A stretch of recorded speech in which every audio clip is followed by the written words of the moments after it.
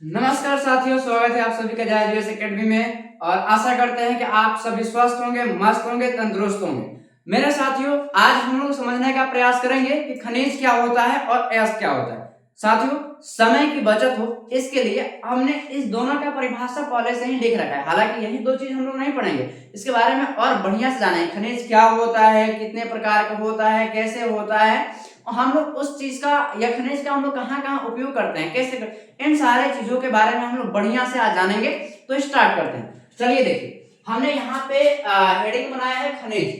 तो खनिज का परिभाषा क्या हो सकता है, इसको समझने का प्रयास करते हैं। देखिए, पृथ्वी से प्राप्त वह अजैव पदार्थ जिससे धातु अथवा अधातु का निष्कासन होता है, खनिज कहलाता है। मतलब पृथ्वी से प्राप्त होने वाले वे सभी अजैव पदार्थ जिससे हम लोग धातु अथवा अधातु का निष्कासन करते हैं, वे सब के सब क्या कहलाएंगे, खनिज कहलाएंगे। जैसे कोयला निकालते हैं, पेट्रोलियम निकालते हैं, प्राकृतिक गैस निकालते हैं, लौह अयस्क निकालते हैं, ये सोना चांदी, ये सब के सब क्या है, खनिज है। इन सारे खनिज मतलब इन सभी खनिजों को हम लोग कहां से प्राप्त करते हैं, प्रकृति से प्राप्त करते हैं। तो प्रकृति से प्राप्त होने वाले वे सभी अजैव पदार्थ जिससे हमें धातु अथवा अधातु का निष्कासन हो, उसे हम क्या कहेंगे, खनिज कहेंगे। चलिए अब इसमें हम अगला पॉइंट समझते हैं, इसको क्या, अयस्क को। देखिए, जो अयस्क होता है ना, धातु का ही एक दूसरा रूप मान लीजिए। धातु से कुछ अलग नहीं होता है, धातु ही मान के चलिए उसको। देखिए, सॉरी धातु नहीं, खनिज। देखिए यहाँ पे अब ऐसे समझिए कि ये जो अयस्क है, इसका हमने यहाँ पे हेडिंग डाला है कि अयस्क होता क्या है। तो परिभाषा देखिए, वह खनिज जिससे धातु अथवा अधातु का निष्कासन व्यापारिक रूप से लाभप्रद हो, अयस्क कहलाता है। मतलब वह खनिज जो हम लोग अभी निकाल रहे हैं उसके बारे में बात किए थे। तो वह खनिज जिससे धातु अथवा अधातु का निष्कासन व्यापारिक रूप से लाभप्रद हो, तो इस प्रकार के खनिज को क्या कहेंगे, अयस्क। तो मतलब अयस्क बाहर का चीज नहीं है, अयस्क खनिज ही है। वह खनिज है जिससे हम लोग धातु अथवा अधातु का निष्कासन करते हैं ना, तो हमारे लिए वह व्यापारिक रूप से क्या होता है, लाभप्रद होता है। तो व्यापारिक रूप से लाभप्रद जो होता है ना, उसी खनिज को क्या कहते हैं, अयस्क कहते हैं। क्लियर हुआ। अब देखिए, ये जो अयस्क होता है ना, ये अयस्क कई प्रकार का होता है। इस अयस्क कई प्रकार के होता है। चलिए इसको समझते हैं कि कितने प्रकार का होता है। यहाँ पे समझने का प्रयास करते हैं। जैसे मान लीजिए कि ये क्या होगा, खनिज। ठीक है, खनिज का परिभाषा आपको समझ ही गए। अब देखिए, ये बहुत सारा इसका प्रकार होता है, लेकिन हम इसको दो भागों में बांटते हैं। यानी इसको हम लोग पहले दो भागों में बांट करके समझने का प्रयास करते हैं। देखिए, पहला क्या है, एक हम लोग लिखते हैं, इसका एक प्रकार होता है धात्विक खनिज। धात्विक खनिज। और दूसरा प्रकार होता है अधात्विक खनिज।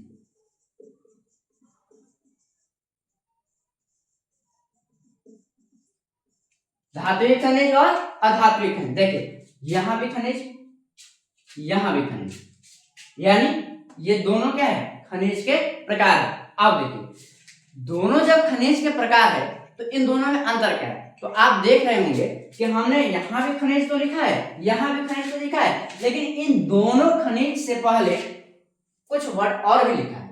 और वो वर्ड क्या है, देखिए, यहाँ पे क्या है, धात्विक, और यहाँ पे क्या है, अधात्विक। यहाँ पे धात्विक लिखा है, इसका मतलब है जिसमें धातु। इसका मतलब क्या है, जिसमें धातु हो। यानी हम कह सकते हैं कि वह खनिज जिसमें धातु का अंश पाया जाता है। मतलब वह खनिज जिसमें धातु का अंश मिला होता हो या धातु जिसमें पाया जाता हो, उसे क्या कहेंगे, धात्विक खनिज। अब जैसे लौह अयस्क, मतलब लोहा या लौह अयस्क में लोहा जो होता है धातु है या नहीं है, धातु है, तो इसलिए उसको क्या कहेंगे, धात्विक खनिज। समझ में आई होगी। अब देखिए, मतलब हम कह सकते हैं कि वह खनिज जिसमें धातु का अंश पाया जाता हो या जिसमें धातु पाया जाता हो, क्या कहलाएगा, धात्विक खनिज।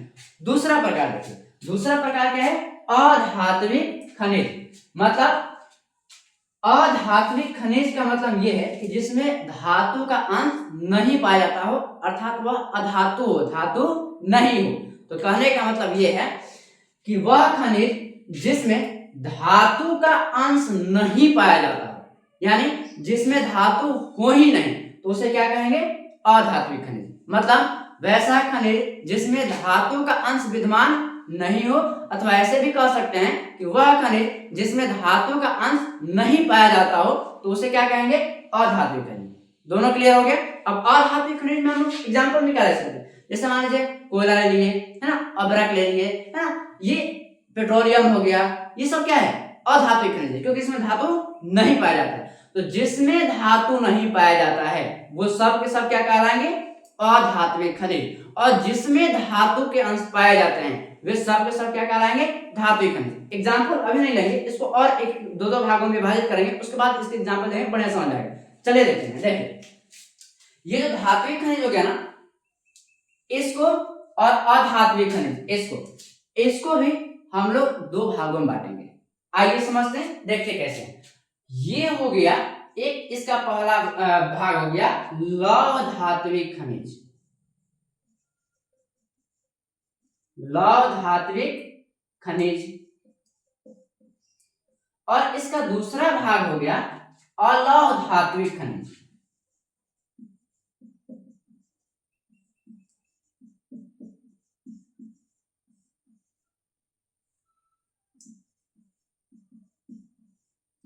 पहला क्या हो गया? लौह धात्विक खनिज, और दूसरा क्या हो गया? अलौह धात्विक खनिज। आप समझते हैं, देखिए धात्विक खनिज कहने से सीधे स्पष्ट हो जा रहा है कि इसमें क्या होगा? धातु होगा। अब धातु होगा तो इसको भी कितने भागों में बांट दिया गया? दो। एक क्या हो गया? लौह धात्विक खनिज, और एक क्या हो गया? अलौह धात्विक। लौह यानी लोहा, अलौह यानी लोहा रहित। मतलब जिसमें, यानी वह धात्विक खनिज जिसमें लोहे का अंश विद्यमान हो। किस चीज का अंश विद्यमान हो? लोहे का। तो उसे क्या कहेंगे? लौह धात्विक खनिज। समझ आ रही है? जैसे आप अगर लौह धात्विक खनिज से आप किसी वस्तु का निर्माण करिएगा तो वो बनता है क्या? इस्पात। ठीक है? तो आप ऐसे समझिए कि वह धात्विक खनिज जिसमें लोहे का अंश विद्यमान हो उसे क्या कहेंगे? लौह धात्विक खनिज। समझ में आई बातें? अब दूसरा, इसको यहीं पे समझते हैं। इसमें क्या है? अलौह, मतलब जिसमें लोहा नहीं हो, वह खनिज जिसमें लोहा नहीं पाया जाता हो, या वह धात्विक खनिज जिसमें लोहा नहीं पाया जाता हो, उसे क्या कहेंगे? अलौह धात्विक खनिज। परिभाषा के रूप में आप ऐसे लिख सकते हैं कि वह धात्विक खनिज जिसमें लोहे का अंश नहीं पाया जाता हो तो उसे क्या कहेंगे? अलौह धात्विक खनिज। समझ में आई बातें? यानी वह धात्विक खनिज जिसमें लोहे का अंश नहीं पाई जाती हो उसे क्या कहेंगे? अलौह धात्विक खनिज। अब इसका एग्जांपल में अगर देखें तो क्या हो जाएगा? सोना, है ना, सोने में लोहे का अंश पाया जाता है? नहीं पाया जाता है। इसके अलावे चांदी, है ना, इसमें लोहे का अंश पाया जाता है? नहीं पाया जाता है। तो मतलब ये भी क्या है? धात्विक खनिज है। ये भी क्या है? धात्विक खनिज है। लेकिन अंतर इतना है ना कि इसमें लोहे का अंश विद्यमान है, इसमें लोहे का अंश विद्यमान नहीं है। यानी लोहे का अंश इसमें नहीं पाया जाता है और इसमें लोहे का अंश पाया जाता है। तो इस आधार पे हम लोगों ने धात्विक खनिजों कितने भागों में बांट सकते हैं? दो। कौन कौन? एक लौह धात्विक खनिज और दूसरा अलौह धात्विक खनिज। लौह धात्विक खनिज वह धात्विक खनिज जिसमें लोहे का अंश विद्यमान हो उसे क्या कहेंगे? लौह धात्विक खनिज। और वह धात्विक खनिज जिसमें लोहे का अंश विद्यमान नहीं हो उसे क्या कहेंगे? अलौह धात्विक खनिज। जैसे सोना, चांदी, तांबा, ये सब क्या है? ये जिसमें लोहे का अंश विद्यमान नहीं, वह सारे धात्विक खनिज है। तो वह धात्विक खनिज जिसमें लोहे का अंश विद्यमान नहीं हो क्या कहलाएगा? अलौह धात्विक खनिज। अब चलिए अब इसके दूसरे प्रकार की तरफ आते हैं। ये भी साथियों दो भागों में बांटा जाता है। देखिए कौन कौन, इसको भी हम लोग समझने का प्रयास करते हैं। एक होता है, इसको हम मिटा देते हैं ताकि यहाँ पे इसको आसानी से लिखा जा सके। चलिए इसको समझने का प्रयास करते हैं। देखिए मेरे साथियों, ये भी जो है ना, ये अधात्विक खनिज, इसको भी हम लोग दो भागों में बांट सकते हैं। एक होता है कार्बनिक अधात्विक खनिज, और दूसरा होता है अकार्बनिक अधात्विक खनिज। अब साथियों समझिए, जैसे हम लोगों ने धात्विक खनिज को पढ़ा था तो बताया था जिसमें धातु का अंश विद्यमान है उसे क्या कहेंगे, धात्विक खनिज। और उसी तरह अधात्विक खनिज का जब परिभाषा देखा था तो उसमें भी हमने यही समझा था कि जिसमें धातु का अंश विद्यमान नहीं हो उसे क्या कहेंगे, अधात्विक खनिज। अब समझिए, तो जैसे धात्विक खनिज को हम लोगों ने दो भागों में बांटा, वैसे ही अधात्विक खनिज को भी कितने भागों में बांटा जा सकता है, दो भागों में। एक होता है कार्बनिक और एक क्या होता है, अकार्बनिक। अब इसको समझिए, वैसा अधात्विक खनिज यानी वैसा अधात्विक खनिज जिसमें कार्बन का अंश विद्यमान हो, यानी जिसमें कार्बन का अंश पाया जाता हो उसे क्या कहेंगे, कार्बनिक अधात्विक खनिज या कार्बनिक खनिज। ठीक है, समझ में आ रही बात। अब ऐसे समझिए कि हम लोग कोयला प्राप्त करते हैं तो कोयला किस में आ जाएगा, अधात्विक खनिज में। कोयला चूंकि उसमें धातु का अंश नहीं पाया जाता है तो कोयला किस में आ जाएगा, अधात्विक खनिज में। तो कोयला जो है ना अधात्विक खनिज है, लेकिन कोयला में कार्बन का अंश पाया जाता है। तो जब उसमें कार्बन का अंश पाया जाता है ना तो उसे क्या कहेंगे, कार्बनिक अधात्विक खनिज। मतलब इसके एग्जांपल में क्या लिख सकते हैं, कोयला। ठीक है, इसके अलावा पेट्रोलियम, ये क्या हो गया, इसके एग्जांपल हो गए जिसमें कार्बन का अंश पाया जाता है लेकिन वो अधातु है, तो वो क्या है, कार्बनिक धात्विक खनिज। समझ आ रही है। मतलब वैसा या वह अधात्विक खनिज जिसमें कार्बन का अंश पाया जाता हो उसे क्या कहेंगे, कार्बनिक अधात्विक खनिज। जैसे कोयला, पेट्रोलियम, प्राकृतिक गैस इत्यादि, ये सब क्या कहलाएंगे, कार्बनिक अधात्विक खनिज। अब इसके दूसरे रूप में चलते हैं इसमें, यानी अकार्बनिक अधात्विक खनिज। ये क्या होता है इसको समझिए। जैसे इसमें हमने पढ़ा था कि जिसमें कार्बन का अंश पाया जाता हो, उसी तरीके से ठीक इसके विपरीत इसमें लिखेंगे जिसमें कार्बन का अंश नहीं पाया जाता। जैसे यहां पर समझिए, वैसे मतलब परिभाषा के रूप में अगर समझा जाए तो इसको ऐसे कह सकते हैं कि वह अधात्विक खनिज जिसमें कार्बन का अंश नहीं पाया जाता हो उसे क्या कहेंगे, अकार्बनिक अधात्विक खनिज। अब जैसे आप बतलाइए, चूना पत्थर, इसमें कार्बन का अंश पाया जाता है, नहीं पाया जाता। जैसे इसको जलाइए तो कोयला की तरह जलेगा नहीं, चूना पत्थर में कोयला उसमें कार्बन होता ही नहीं, जलेगा ही नहीं। तो अब ऐसे कह सकते हैं ना कि वह अधात्विक खनिज जिसमें कार्बन की मात्रा नहीं पाई जाती हो या जिसमें कार्बन का अंश नहीं पाया जाता हो उसे क्या कहेंगे, अधात्विक अकार्बनिक खनिज या अकार्बनिक अधात्विक खनिज। क्लियर हुआ। इसके एग्जांपल में क्या लिख सकते हैं हम लोग, चूना पत्थर। अब देखिए एग्जांपल बहुत कम दे रहे हैं क्योंकि इसमें जगह भी नहीं है, इसको छोड़ते हैं। देखिए अब समझ में आ ही गया आप लोगों को। मतलब आप ऐसे समझ लीजिए कि क्या होता है, अधात्विक खनिज कितने प्रकार के होते हैं, दो। कौन कौन, एक होता है कार्बनिक अधात्विक खनिज और एक होता है अकार्बनिक अधात्विक खनिज। तो कार्बनिक अधात्विक खनिज किसे कहेंगे, तो परिभाषा के रूप में ऐसा लिख सकते हैं कि वह अधात्विक खनिज जिसमें कार्बन का अंश पाया जाता हो उसे क्या कहेंगे, कार्बनिक अधात्विक खनिज। एग्जाम्पल में कोयला लिख सकते हैं, पेट्रोलियम लिख सकते हैं, ये प्राकृतिक गैस लिख सकते हैं इत्यादि वगैरह। ठीक है, आगे इसमें देखिए अधात्विक अकार्बनिक अधात्विक खनिज में क्या लिख सकते हैं, इसका परिभाषा कैसे लिख सकते हैं, तो इसको समझिए, वह अधात्विक खनिज जिसमें कार्बन का अंश नहीं पाया जाता हो, यानी वह अधात्विक खनिज जिसमें कार्बन का अंश नहीं पाया जाता हो उसे क्या कहेंगे, अकार्बनिक अधात्विक खनिज। मतलब वह अधात्विक खनिज जिसमें कार्बन का अंश नहीं पाया जाता हो उसे क्या कहेंगे, अधात्विक अकार्बनिक खनिज।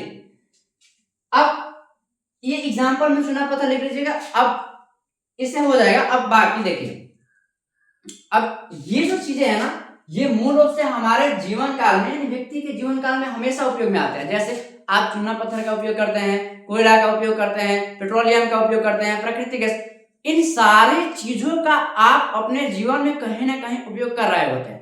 इसलिए आधुनिक समय में इन सारे चीजों का महत्व बहुत ज्यादा है। और दूसरी तरफ अगर इसको देखा जाए, यानी इसको धातु खनिज को, तो बताइए लोहा के बिना आप कहां तक चल पाइएगा?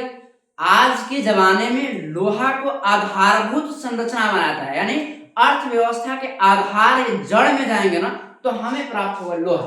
क्योंकि आज इस जगत में, वर्तमान विश्व में कोई भी ऐसा औद्योगिक सेक्टर नहीं है, मतलब कुछ छोड़ करके लगभग हर एक औद्योगिक सेक्टर में लोहे का उपयोग होता है। जैसे आप अगर मान लीजिए कि कोई मशीन चला रहे हैं जिससे कोई वस्तु का उत्पादन होता है, तो वो मशीन किस चीज की बनी होगी? लोहा इस्पात बनी होगी। इसके अलावा अगर मान लीजिए आप किसी वाहन का उपयोग करते हैं यातायात के लिए, उसमें लोहा का उपयोग। आप अगर घर बनाते हैं उसमें रॉड जो लगता है, सरिया, उसमें लोहा का उपयोग।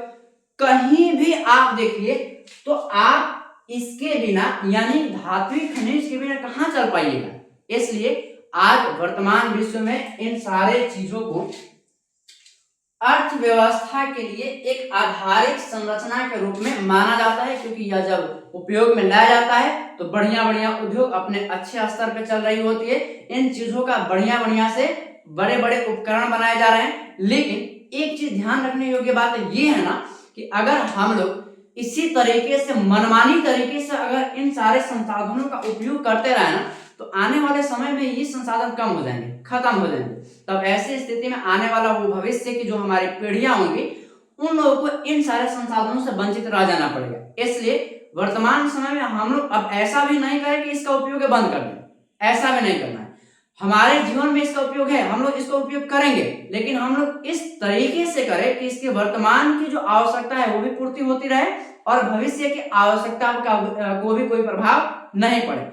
इस लिहाज से हम लोग इसका उपयोग करें तो हमारे आने वाले भविष्य को भी, यानी आने वाली पीढ़ियों को भी इन सारे संसाधनों का लाभ अच्छे से मिल सकता है और वर्तमान में भी हम इसका उपयोग कर सकते हैं। जैसे रिसाइकलिंग, अब मान लीजिए कि हम जिस लोहे का उपयोग किए हैं, मान लीजिए मशीन खराब हो गई, मशीन को फिर रिसाइकल करिए, रिसाइकल करके उसी लोहा का उपयोग फिर से दोबारा मशीन बनाने में कर लीजिए। इस तरीके से अगर हम लोग इन सारी चीजों का उपयोग करेंगे ना तो वर्तमान की आवश्यकताओं की भी पूर्ति होगी और भविष्य की आवश्यकताओं को भी कोई प्रभाव नहीं पड़ेगा।